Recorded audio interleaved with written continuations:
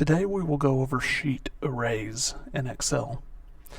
This will be very useful for people who frequently use multiple similar sheets in Excel formulas. In this example, I've made a sheet for each branch of a company and formatted them exactly the same. You'll notice revenue and expense and profit are in the same cells on each one of the sheets. That's important. The part that's usually not very fun, especially if there's more than the 4 branches that I got tired of making up, is making a summary sheet.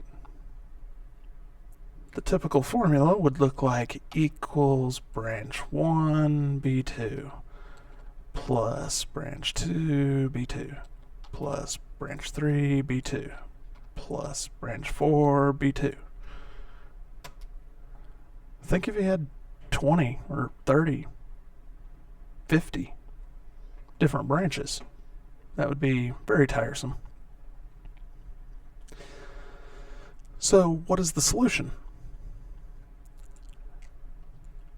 If you'll remember the sum function from my first video, we could do the same thing, branch 1, comma, branch 2, comma, branch 3, comma, branch 4, but that doesn't really save us any time. But if you remember, you could drag cells like this, and it put a colon between 2 cells to signify everything in between those 2 cells. You can use that with sheets too. If we go to branch 1 and say I want the revenue from branch 1, we can come up here and type right after that branch 1 colon branch 2, or branch 4, sorry. And we'll need that ending parentheses and hit enter. So now it is summing together B2 from every sheet in between and including branch 1 and branch 2. So all of these sheets.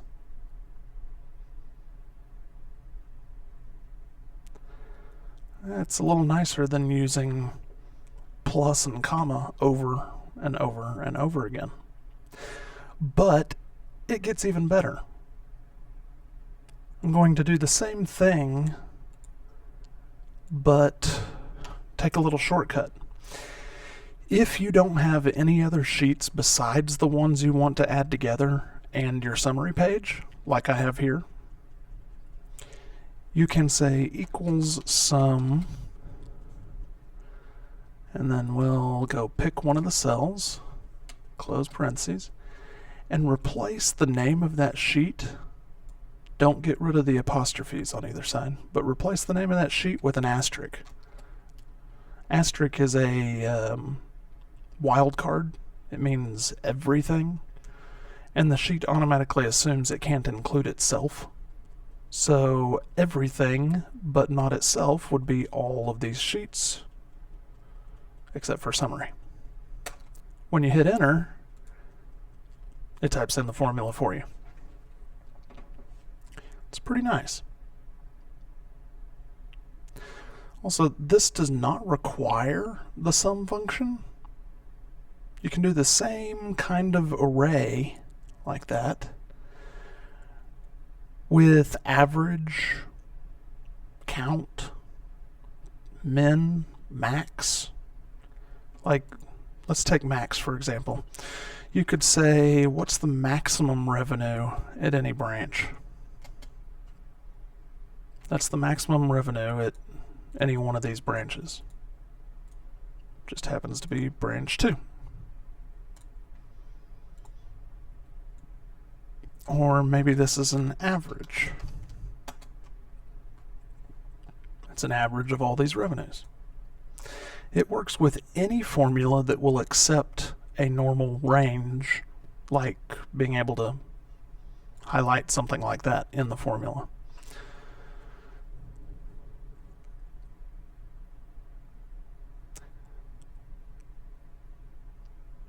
So the last thing we'll do is pull that, oh, actually, let's change that to sum. And we'll pull down that formula. If you remember that little box in the bottom right, you can drag it and it copies the formula and updates the cell to match, as long as there's no dollar signs to make it an absolute reference. So there we have it, a summary page that doesn't take much time to create. Next week's video will cover SUMIF and SUMIFS functions.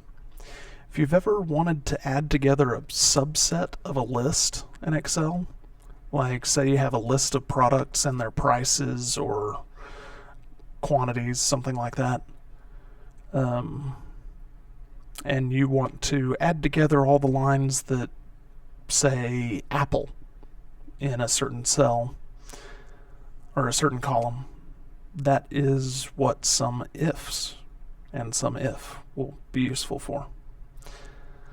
So if you're interested, subscribe so you won't miss it. That wraps up this video. So if you enjoyed this short tutorial, please like the video, subscribe to my channel, and share with anyone you think would benefit. Also, feel free to comment below. Thanks for watching.